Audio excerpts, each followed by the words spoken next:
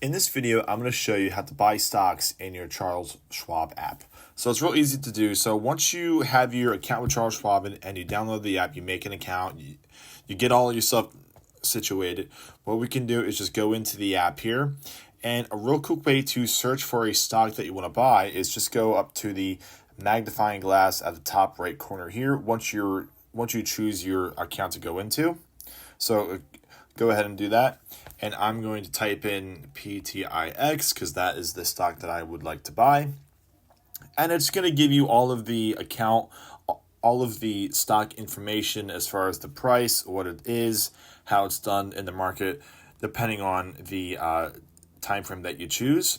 So what you want to do is once you have this selected, you'll have a buy and sell option at the very bottom. And we're going to click buy.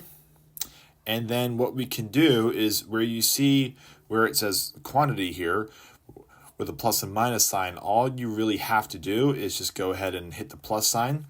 It's really not complicated, even though it might look a little complicated and involved, but to just buy a simple stock, it's very easy to do. So I can make this number a lot higher, or if you just want to buy one, you can just buy one. So it will ask you to review order and it will give you the estimated cost here.